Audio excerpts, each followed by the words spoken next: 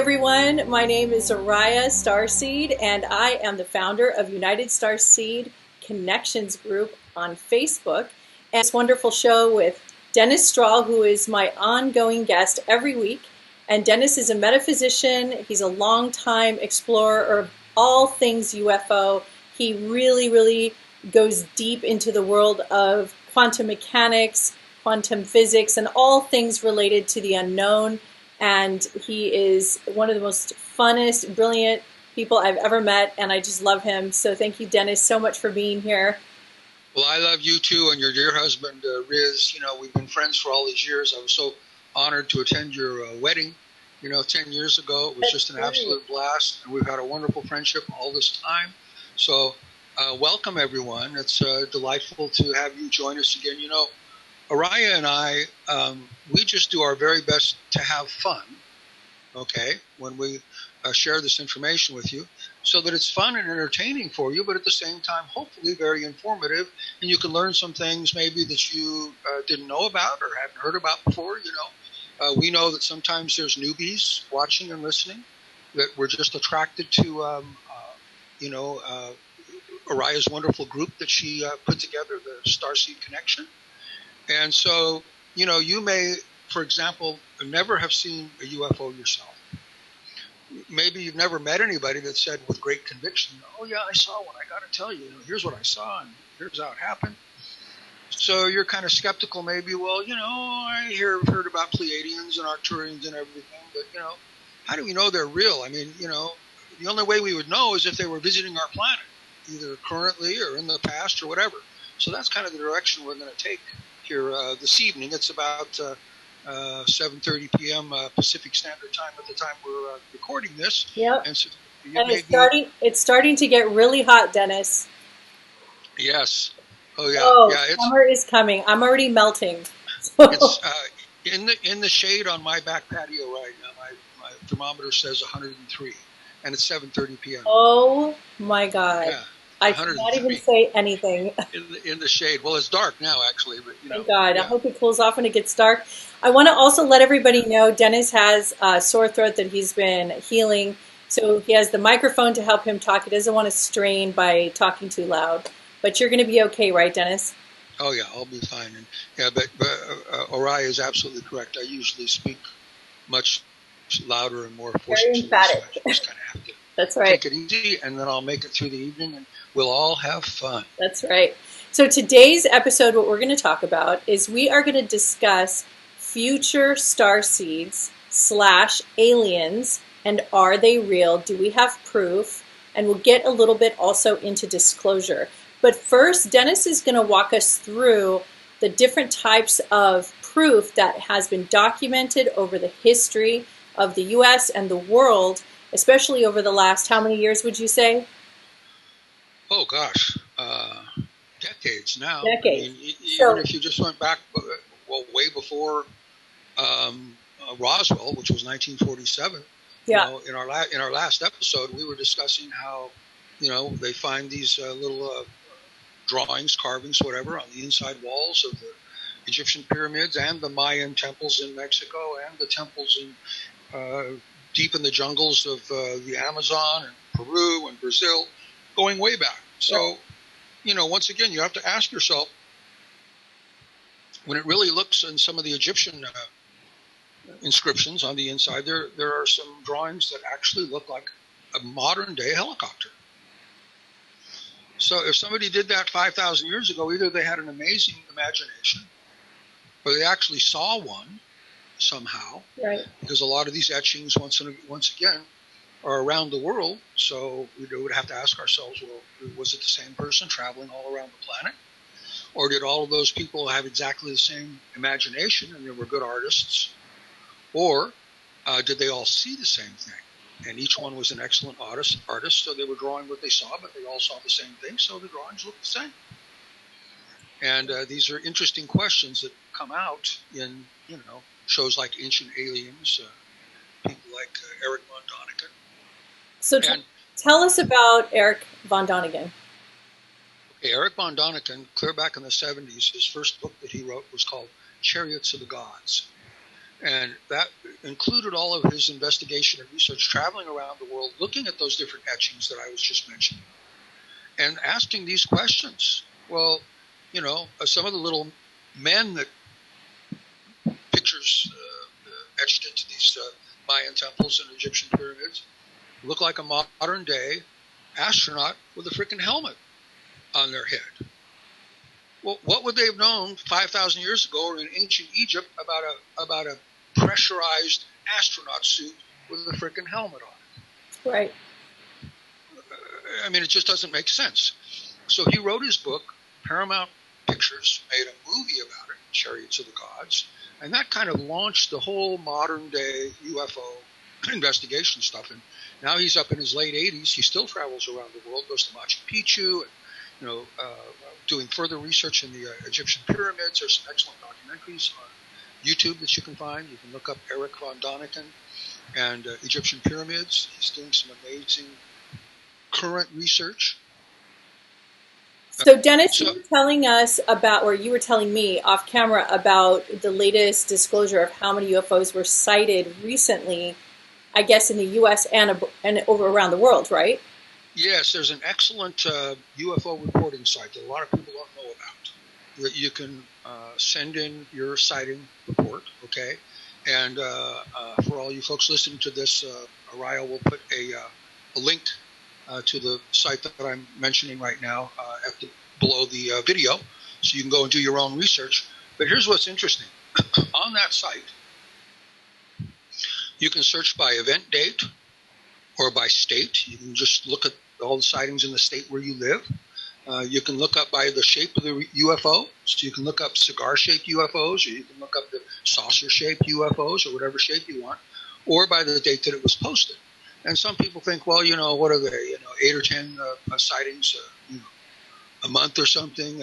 Okay, well, I'm just going to read off a few months, the number of sightings per month. Yes.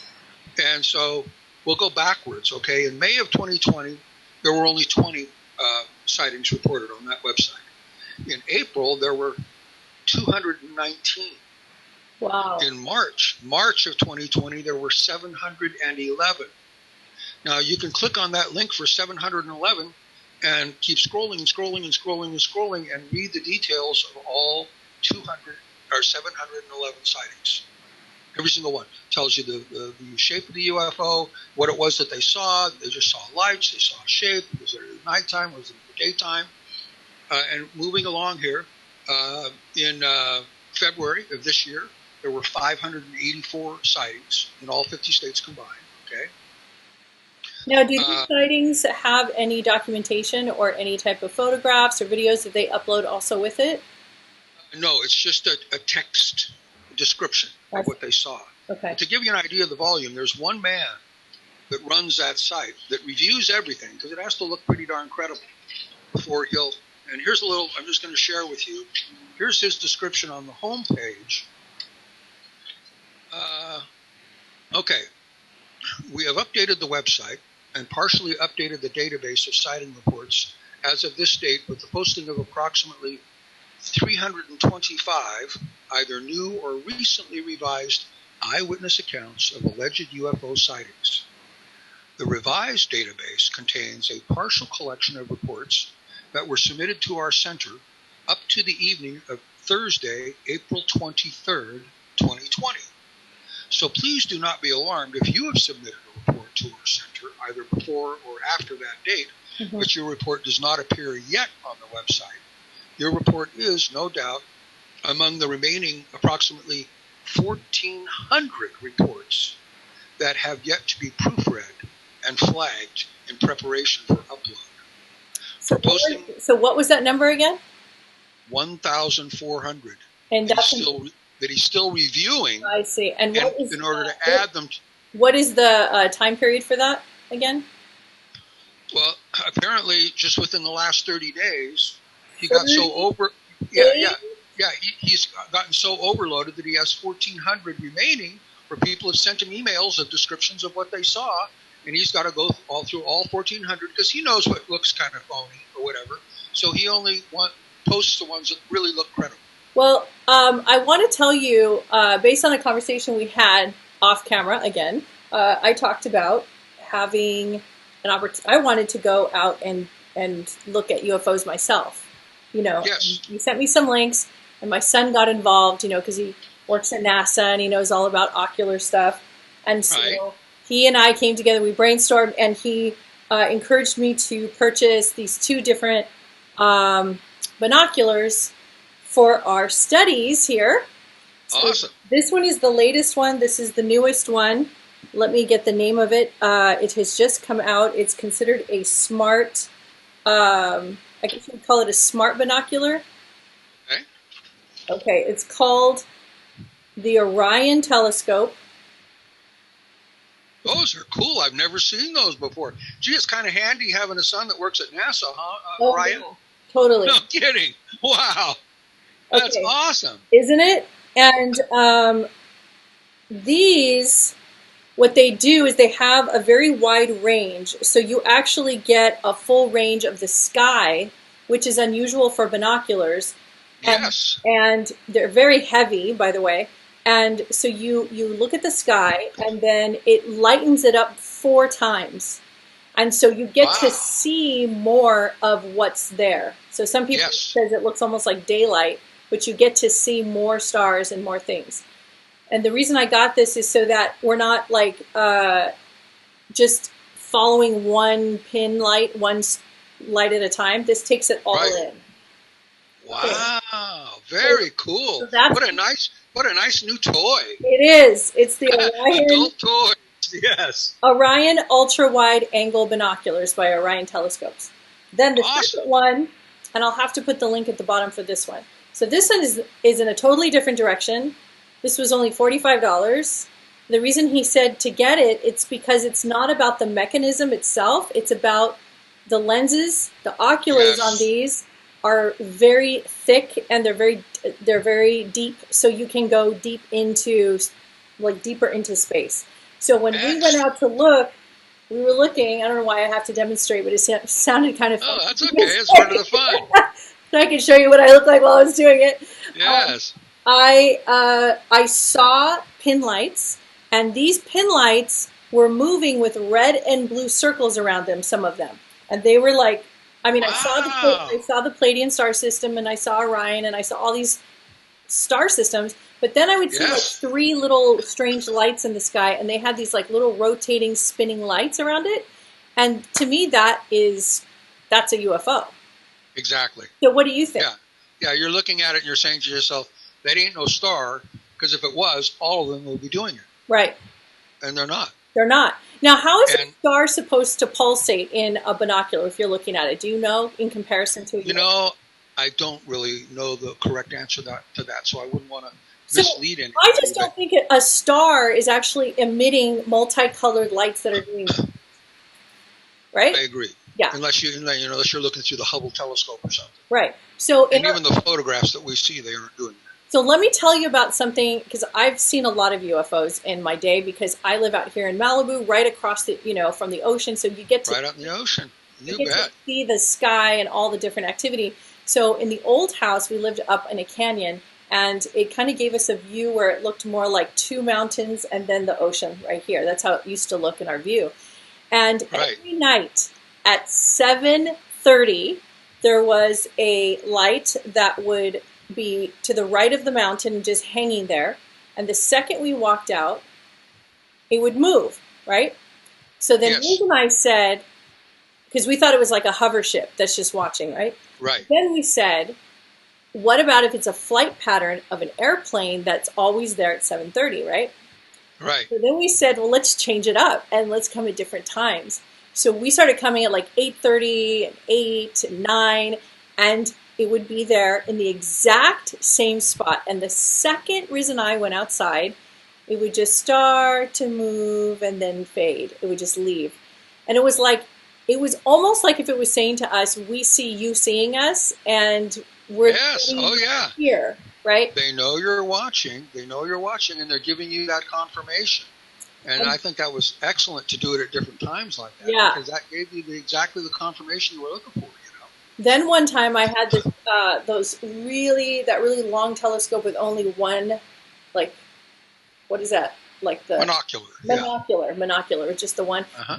And so we were looking, and we started to see that circular pulsating, and we started to see more and more with that. So we saw a lot of activity there. And where we lived was in the old, like 1800s, in the old days, there was a big river that came rushing through and went all the way down into, crossing the highway into the ocean. And for 6,000 or more years, who knows how long that water was rushing, it created an indentation off of the edge of the ocean water. So it was eroding as that big, river rapids were coming down. It was eroding, and it was creating this deep shelf. So this deep shelf continued on into Catalina Island. So it's considered one of the deepest shelves in our Southern California coastline. And that's where they have pictures, and they have witnesses and people who think that there is an underground base there. And we have seen UFOs coming straight out of the water. We've seen it. Yes. We've seen, we were laying in bed one time, and we heard the hover of like a heavy vibrational system above us that was very... kind of a pulsing hum. Yes. And then recently, and this is beside my own alien contact story, which I won't go into here, but I'm just talking about actually physical viewing. So then we moved to this new house, and this new house is, has wide open views of the ocean. Right. So we were laying there, and I was sound asleep, and Riz was awoken at 2:30 in the morning, and he heard this. It was like a tone. There was multiple tones, almost like in the movie. Da, da, da, da, da, right. But it was, it was playing some other. It was a weird combination, and he said it didn't sound like anything melodical. It didn't sound like something that we would come up with, because it was not in that tone range. And he sat straight up in the bed, and he knew what it was, and he was totally hairs standing up in the back of his head. So Erica posted on nextdoor.com, and she said, "Did anybody hear that noise at 2:30 to 3 o'clock a.m.? Just for fun." Wow! Right. Yeah. The woman responded, and she said, "It woke me from my sleep. I went outside. The dogs were barking. Wow. I couldn't find it with my flashlight. I was trying to find it. I heard the tones above my head." So then we asked Red Eagle about it. And he said it was absolutely a UFO. And what they do is they were sending out a frequency that only some people were going to hear. It was very specific for certain people who needed to hear that this particular UFO was present. And that is because they're trying to create a, oh my gosh, I can't talk. Dialogue? They're trying to make a connection with those particular individuals. So for instance, nobody else heard it.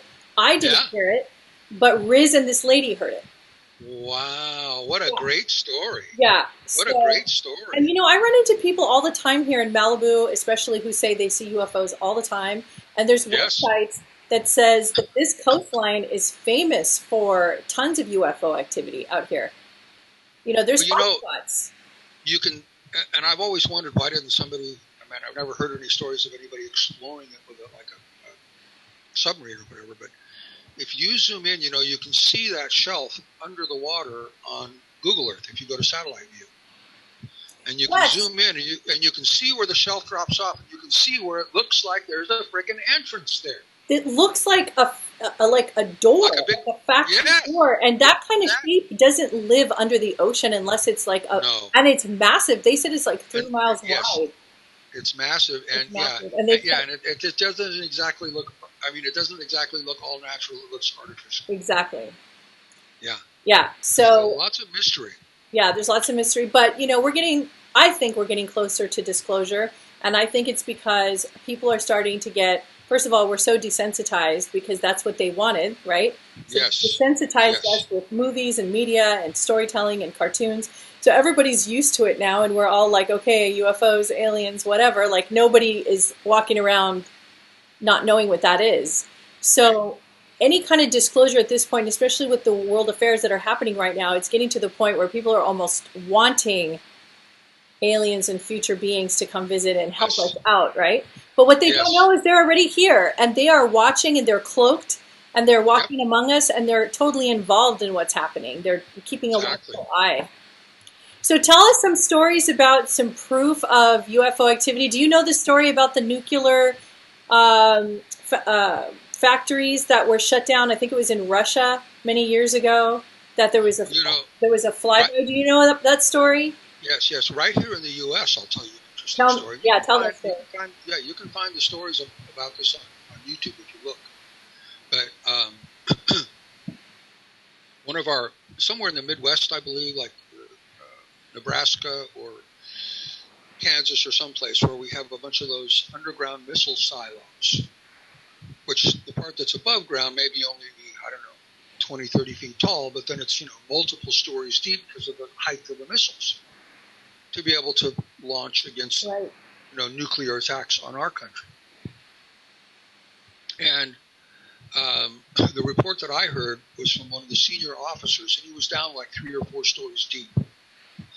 And the guard, because they always have a guard at the door up on the surface, okay, all of a sudden called him down below and said, Sir, there's something hovering over the silo here, and I don't know what the hell it is, and it's scaring the hell out of me.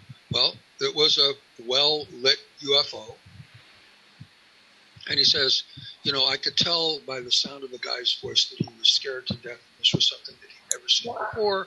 And because he was in the military, he knew that it wasn't something of ours, unless it was a secret aircraft that he didn't know about. Right. He says, simultaneously with this guy telling me that was happening, I get a report from one of the other engineers or whatever that was down at those lower levels with me that the nuclear warhead in the silo that we were at had been disabled. And then I start getting calls from around the base, and all of those nuclear warheads had been disabled on every single U.S. missile. And doesn't it happen all at one time? And there's a bunch of systems that you have to go through in order to shut down a nuclear missile, right? Don't you? It was an instantaneous. Yeah, because don't you need about 3 different authorizations from 3 different departments? Exactly. And then he said too, and he says it's not just like, okay, we'll flip the switch and we turn her back on again. He says it takes hours to get those things. Yeah, because where they're ready. Not only is there approval that has to come down from the higher ups, but exactly. After that, then there's these safety measures before you can even switch off a nuclear warhead or exactly. And because they don't want to accidentally detonate it. Right. Yeah. It's a big deal, and then to have a row of nuclear yes. warheads or multiple silos. Yes. And at one time, all at once. One shot. Yep. With a they were all shut down. Yeah. Yes. And you're right about Russia. This is Russia. Huge. Yes, Russia has had that happen too. They have. And it's almost like the ETs are saying, look, you think for a minute that we don't know where all of your nuclear warheads are? That's right. You think for a minute that we don't have the technology to shut them all off around the planet simultaneously if we want to? You think for a minute we're going to let you destroy this beautiful planet? Right. Well, there has been many channeled messages from a lot of different channelers around the world, and they have all agreed, and the channelers haven't agreed, but the actual messages have all lined up that Correct. They are here. That situation where the UFO does the flyby, they are here to prevent nuclear war because every move we make here on Earth resonates into space and affects other galaxies and other solar systems. Absolutely. Right. And also they have to be very careful because we're in a very sensitive kind of I would say a gravitational kind of orbit, and so you can't have like anybody interfering with our field also. So if there's anything can go wrong, and if the nuclear warheads go off, if there's any nuclear war, it would be catastrophic to many civilizations, not just the Earth. Yes. Let's go back to contact in the desert for a moment. Okay, there have been 7 consecutive years up until last year. This year they canceled it because of COVID. And the first 5 years, it was in Joshua Tree, California, at a place called the Institute of Mental Physics. And the last 2 years, it was in Indian Wells, which is just a little bit east of Palm Springs, California. Well, the sightings seemed to increase as the years went by. Of course, there were more attendees, so there were more people watching. I think the first year there was only about, 16 or 18 speakers. Then the next year there was like 28. And by the seventh year, there were 67 guest speakers. Wow. Speaking in 5 different rooms simultaneously from 8 in the morning till 10 at night for 4 days in a row. And at night, people would go out and look up in the sky and, hey, I wonder if we can see any UFOs. The desert has a lot of history of people seeing UFOs and everything. And the last 2 years of the 7, there were vendors selling these, $3,500 to $5,000 a pair military-grade infrared night vision binoculars that are just spectacular. Yeah. And I never did get my hands on any of those just to test, but I remember in the 6th year, this was like on a Sunday morning, because the event is always a Friday, Saturday, Sunday, and Monday, 4 days in a row. And he says, last year, Dennis, he says, I was able to borrow a pair of those infrared binoculars for about, 10 minutes or so. I said, really? Did you see any UFOs? He says, oh, yeah, I saw like 5 or 6. But he says, you won't believe what happened last night. I said, what's that? He said, well, one of the other guys here had an extra pair with him. And he had his camper in the camping area. This was up at Joshua Tree.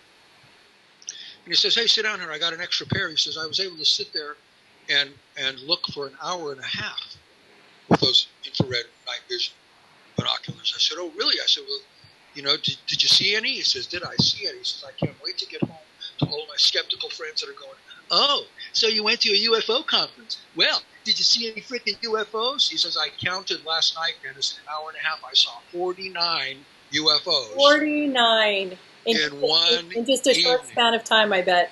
Yeah, hour and a half. Yeah. I saw 49 UFOs. There are so many UFOs out here in our skies that we just can't see. But these UFOs, are futuristic vehicles that, they know how to fly in a way that we're still learning about. We have our speculations of how we think that they are flying it, and we've made some through reverse engineering. But sure. Yeah, but these are not yes, some of them can evolve into creatures, of course, and they do. But the majority that come here that are seen anyway are humanoid. And so that always tells us that they are kind of in our DNA lineage. So those are the starseeds that we talk about. So most people know what a hologram is. Right. Right? A hologram where you're making a figure out of light. I remember the first time I ever saw a hologram was at Disneyland. Geez, back probably 35, 40 years ago, when they first built, Pirates of the Caribbean. Right. And when you were in line and you first walk in, there was a hologram of a witch that was maybe about 2 feet tall or maybe 18 inches tall, inside of a glass, kind of like a dome or a plexiglass dome.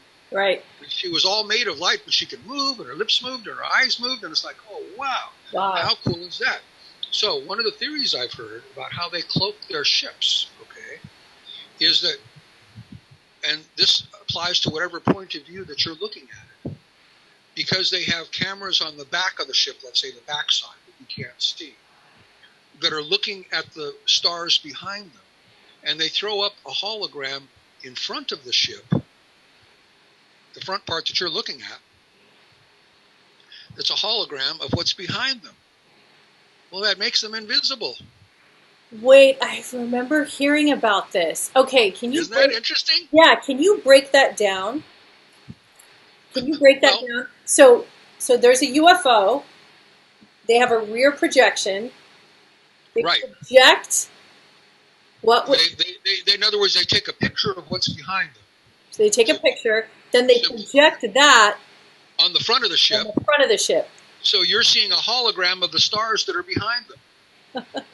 So it looks like they're not there. Wow.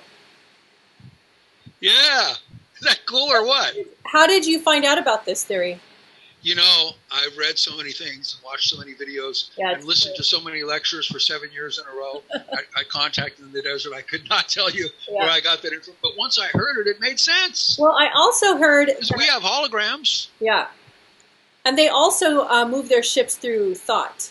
Yes. they're one with their ship, and each ship, from what we've heard from channeled messages from actual aliens, which that wouldn't be channeled, I guess that would be direct messages from aliens who have been captured and been documented. They have talked about that these ships are individualized and customized for the driver. Yes, it's tuned to the driver's consciousness, so nobody else can drive the ship. Right. Or fly the ship. Right. Only that tuned consciousness. So what do you think about all of these, especially I think in Europe too, but like in the US, there's all these retired military personnel that just are constantly getting up on these panels and they're disclosing. And yes, they are. There are so many, from the Navy to the Air Force to the Marines to even like protective services and deep underground government facilities, and they come out and they're saying, we have to say this. You guys need to know what's going on. We don't care. They have They have all of their what is that called in the military? They have their badges. Like their ranks are very high. Right. They're very reputable. Exactly. Oh yeah, these are high-ranking people that are really intelligent, and they go, you know what? It's time for people to know about this, and I'm not afraid anymore. Some of my friends have come out; they're still alive, and I've got a story to tell, and I'm going to add my story to everything else that's out there. And the thing about these military personnel is, if you, and many people have done interviews with people who know them, like character witnesses, who have attested that these military personnel are very astute and very, balanced, very, there's absolutely. never any. They don't have any, no psychological problems. No, in like 30-year span of time, they've been a stellar employee. Like, so sure. They come with these really strong character witnesses. But I mean, there's been some serious disclosure, even, I mean, in the UK, Europe, I think they're ahead of us in this area, right? As far as disclosure? Well, yeah. In fact, I haven't researched this in quite some time, but apparently several years back, the government of Brazil admitted to all of their citizens of Brazil that UFOs are real, and yes, our government has been in contact with them, and they're real. Didn't they disclose like all the paperwork? I believe so. Yes, the files, right? Which is conveniently ignored by the U.S. mainstream media, even though it was a government that admitted it. Didn't also, am I remembering correctly? Didn't France, at some point, was it France or England? I think it was France. Probably France. This was like 6 or 7 years ago. And then, of course, one of the speakers that you can find, well, he's been on Ancient Aliens for years. You can find a lot of YouTubes and all. Nick Pope. He was the British government's, British intelligence UFO researcher for like 18 some odd years. And you'll see him on a lot of the UFO programs, and he is one of the many dignified guest speakers that's at Contact in the Desert every year. Now, it will be happening again this next year.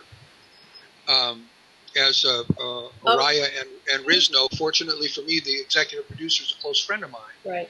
So that's why I always enjoy all the more, because it's helping her out to do one of the volunteer staff there to direct people where the rooms are and, who to talk to and everything. But, it's funny because I've been there every single year. Sometimes people will remember me, from the year before.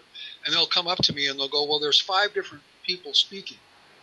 And 3 of them I want to see. I can't go to 3 rooms at once, Who should I go see? And they'll seek my advice. And what I always tell them, and it always works out, I say, listen to your heart. Use your intuition.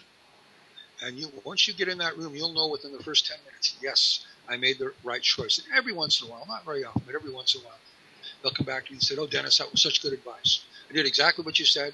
I used my intuition to make the choice between the 5 speakers, because there's always 5 speakers speaking simultaneously in 5 huge rooms that seat anywhere from 500 to 1,000 people apiece. And this last year, for 2019, we had record attendance of over 5,000 people from around the world. Right.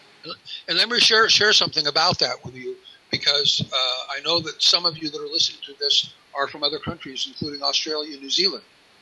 Some of you Starseeds that are members of Oriah's group now. And, I will ask somebody always, especially when they're from that far away. And I remember meeting a really nice couple from Australia. And I said, I'm just really curious, were you already on vacation here in the U.S. and this was just a side trip? Oh, there's a big UFO conference, supposed to be the biggest one on the planet. Let's go to that while we're here. Oh, no. We came just for this. Oh, right.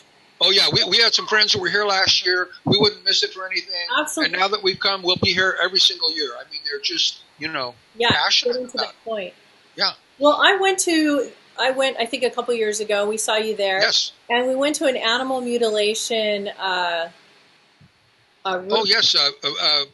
Linda Moulton Howe is an expert on that. Absolutely. Renowned expert. She was on the Art Bell show for many, many years. In the middle of the night, Art would interview her about the latest cattle mutilations that, of course, conventional scientists could not explain.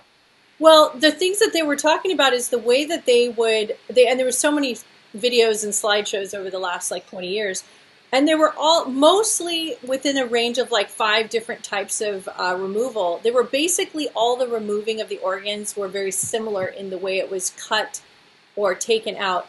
So basically there's no blood. They remove certain organs that they need for whatever experiments they're doing or what they need those. Who knows, yeah. But some of them have a hole in the top of their head. Their eyes are taken out clean. Certain parts of their organs, like their spleen or some organ extraction methods that apparently our best MDs and scientists today would have a hard time duplicating.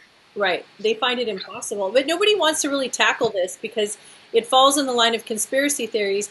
But what's crazy is, photographs don't lie. And there's tons, real photographs don't lie. But there's a lot of evidence with eyewitness accounts and experts are reputable that go out there and actually, see these mutilations. And for people who are very interested in, I think MUFON is a really big organization that has dedicated their research to the ongoing pursuit of disclosure and they, they hold this to a very high degree of professionalism. So, oh, yes, and scrutiny. They really, really scrutinize. They know what to look for. They know what, if we see this or this, we know it's phony. We know somebody's trying to fake it. And I think when they do cow mutilations, I think the reason why it's important is because it's the real factual evidence that's left behind that you can actually hold and see and touch that actually was manipulated by somebody from outer space. Yep.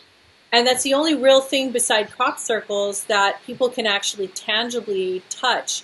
And it's because it's so repetitive and they're the same around the world. That's why this phenomenon always points back to it is otherworldly.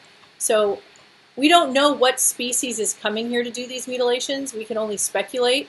Our idea is that if they're doing those types of surgeries, we personally think that it's a little bit more of a lower vibratory species that are working on, their hybridization programs, but they're not really caring so much about the compassion, for human beings as much.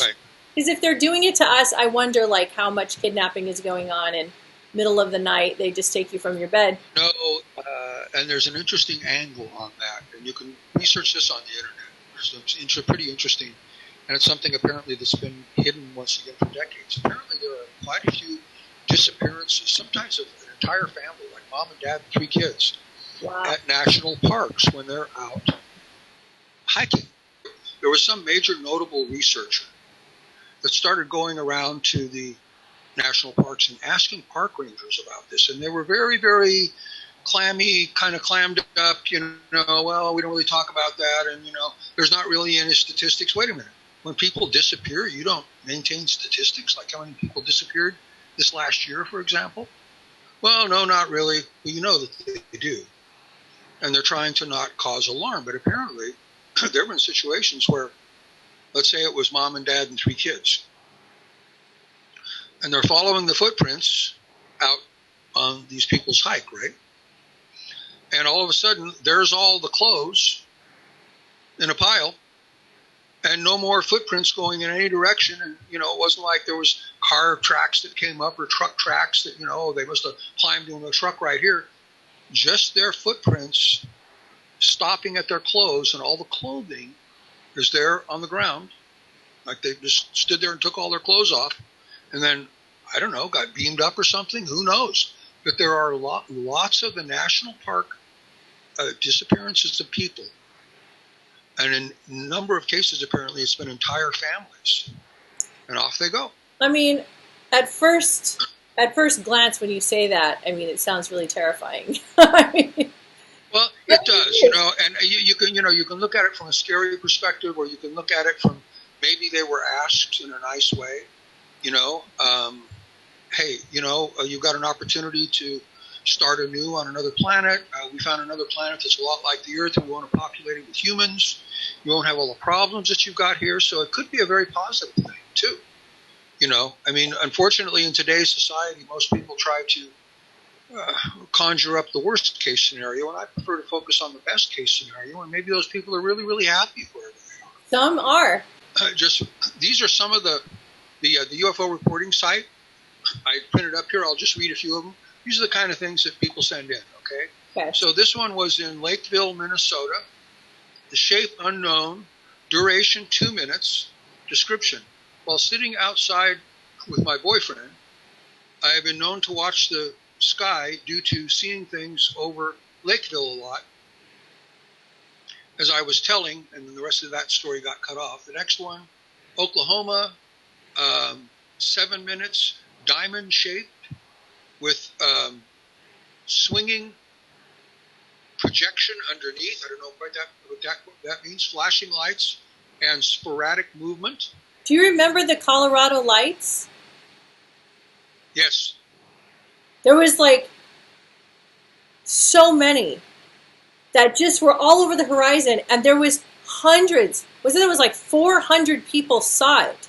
Yes. And they called it in, and the mayor had to come on the news, and he tried to downplay it later. Yep. But it was so and the sighting over Phoenix was seen by hundreds of people.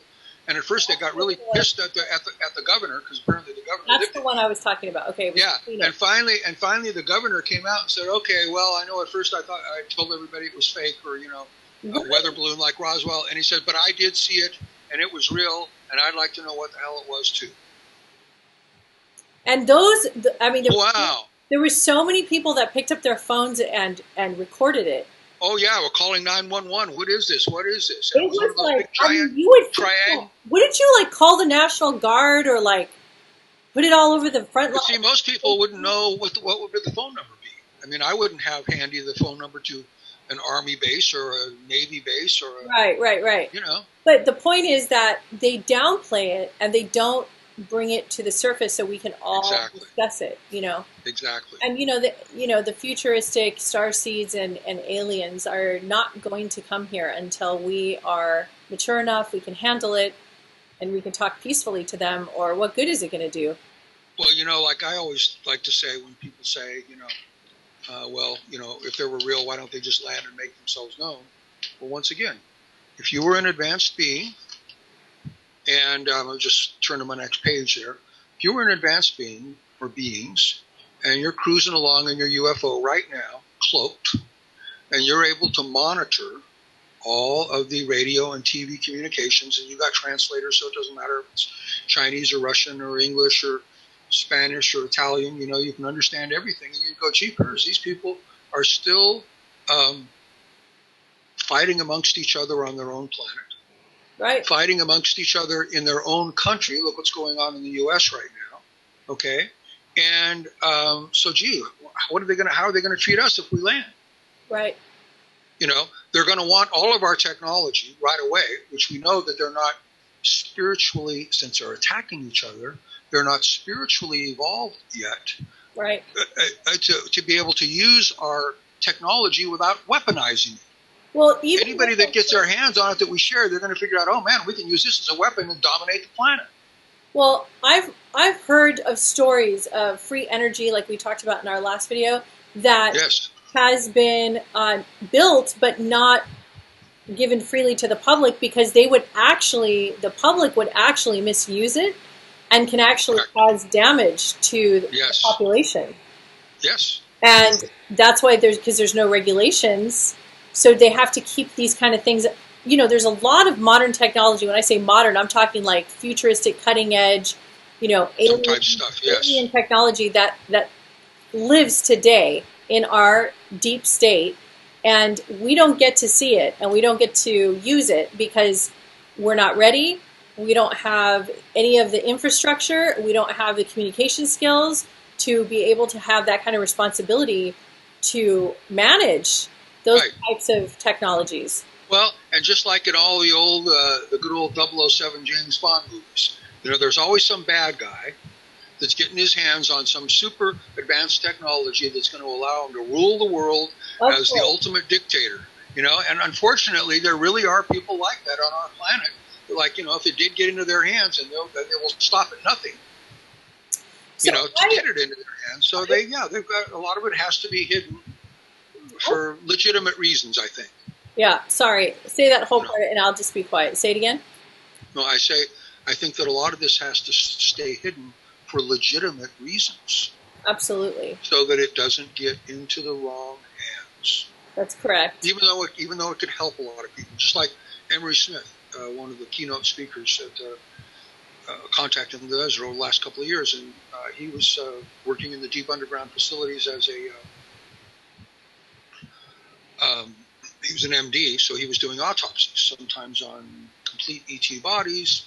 Most of the time, he says it was just a piece of tissue that they would give him and say, analyze it, the DNA, the RNA, if it has DNA even, and, give us the results and the sample back again and don't ask any questions. So he says, I was never allowed to ask where it came from. I had to analyze whatever they were asking me to analyze. And he says, sometimes you can tell, like it was a finger or a leg or whatever. He says, I got all kinds of different, what looked like maybe body parts. But I was never allowed to ask any questions. Right. I had to analyze it thoroughly. And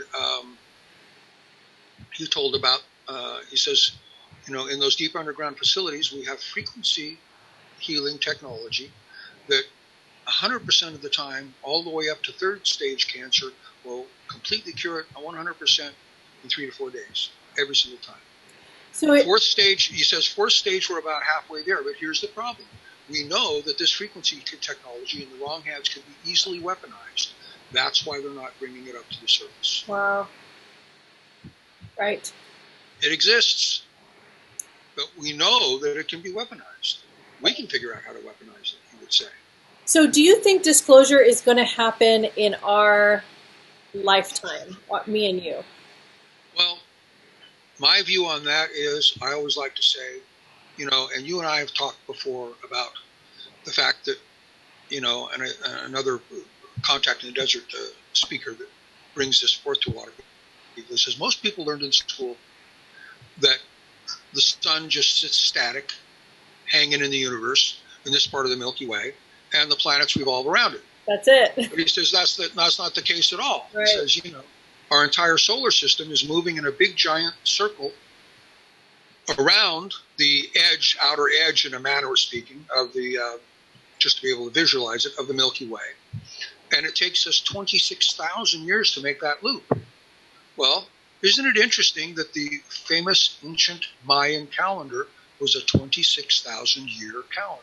Isn't that? How could the Mayans possibly have known that? That our solar system is doing its own orbit around Sirius, which, of course, one of the ET races we talk about sometimes is the Sirians.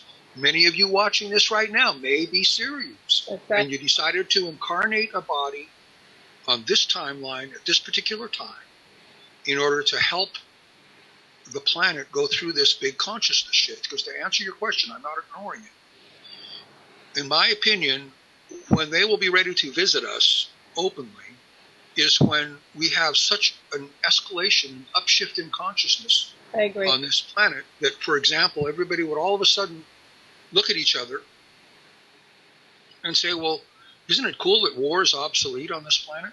Right. And all the soldiers in every country, they all drop their weapons, figuratively speaking, and nobody has the desire to attack anybody anymore or to, control them or anything like that. Live and let live. Let's all be free and loving and, develop all these fantastic technologies. I mean, Emery Smith talks about, free energy technology, the cancer curing technology, the 3D food printers. Well, can you imagine just two things? If everybody had a 3D food printer in their home to print any kind of food you wanted, really, really high quality, better quality, more nutrients than the best organic food you could grow in your own yard. So you got a food printer and you've got a free energy device where you never have an electric bill ever again. Well, that would solve, that would solve a lot of problems for a lot of people, because there'd be no hunger. For one thing, there'd be no hunger on the whole planet. Right. And when somebody has to concern themselves every day about how they can find enough to eat to stay alive, and we have to think about all this stuff with great compassion and love in our hearts, then how possibly are they going to have time, take the time for spiritual growth, you know?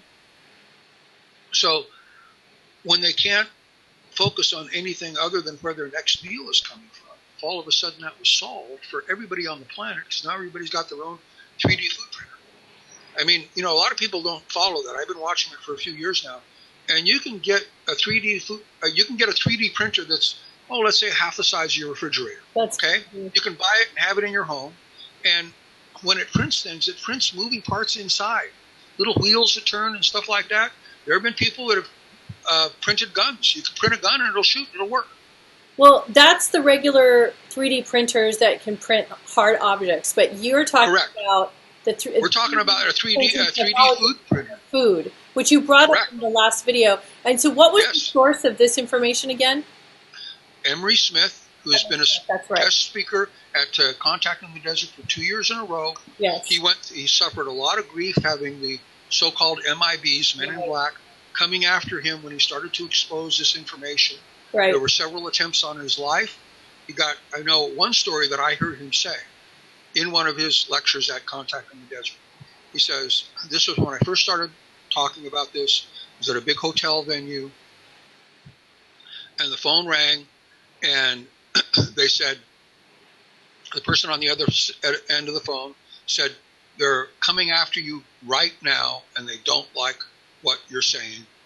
And he says, and I just kind of, put the phone down and thought, oh, what the hell? And about that time, sure enough, and I don't know how they got a key, but somebody came walking through my door, 3 big bulky guys, all dressed in black, and he says, they beat the hell out of me and put me in the hospital.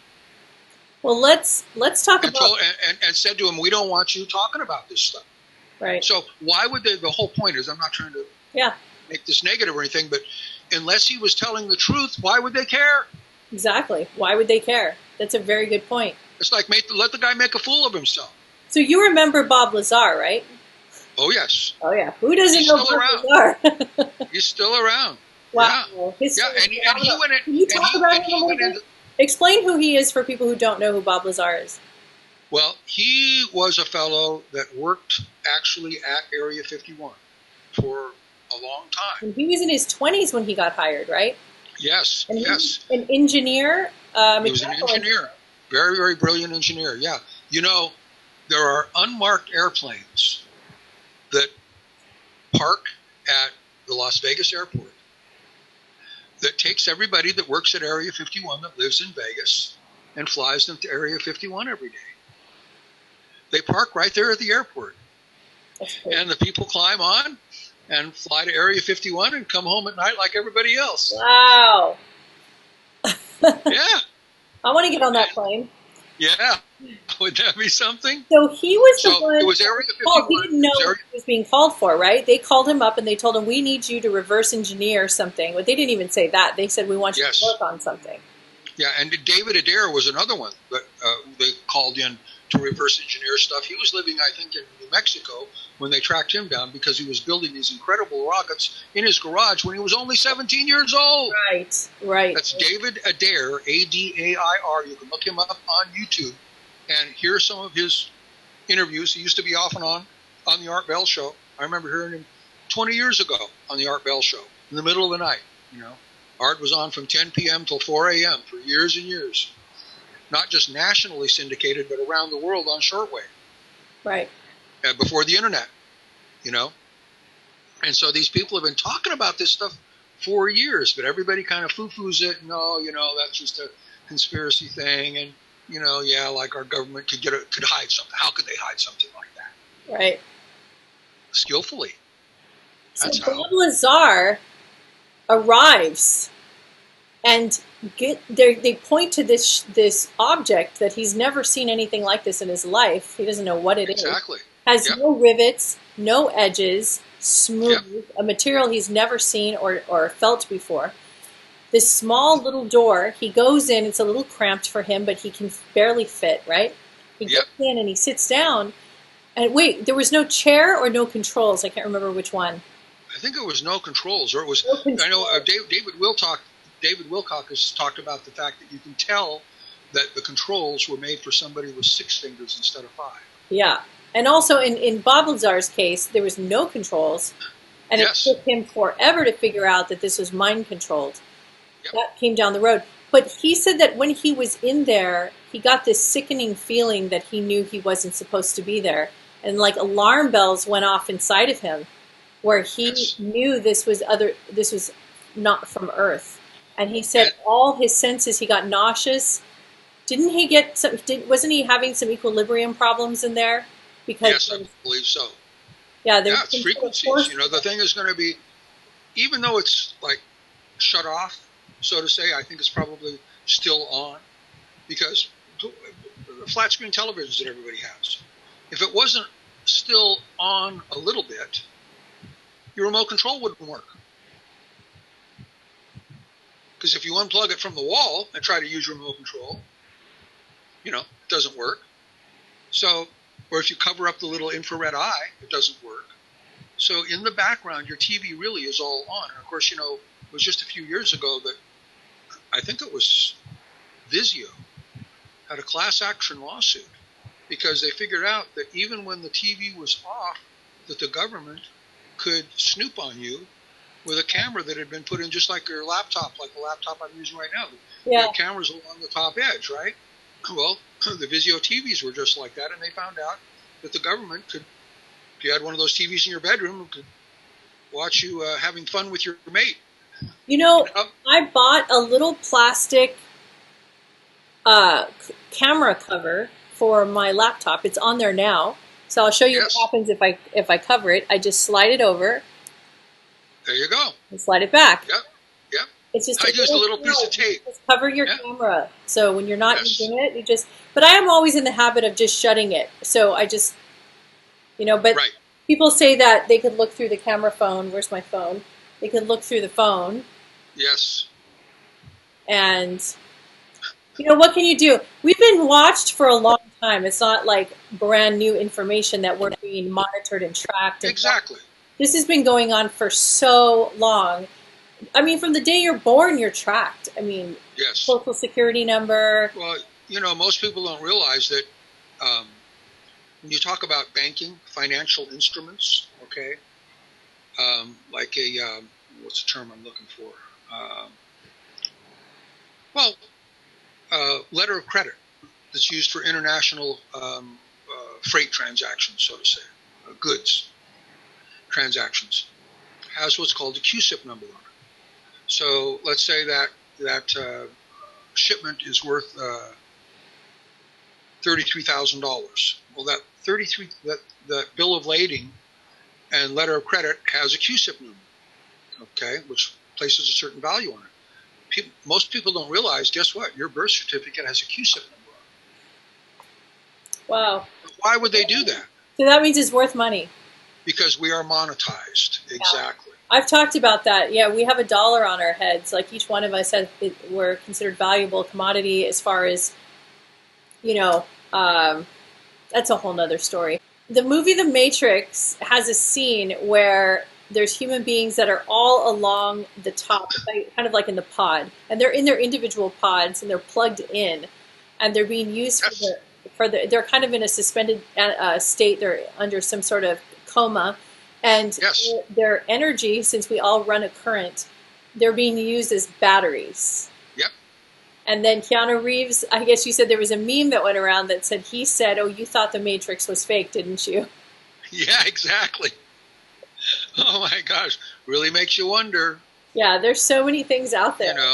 Well, so many things that people, just as we were talking before, 100 or 150 years ago, would never have dreamed. If you'd have told them about cell phones 150 years ago, True.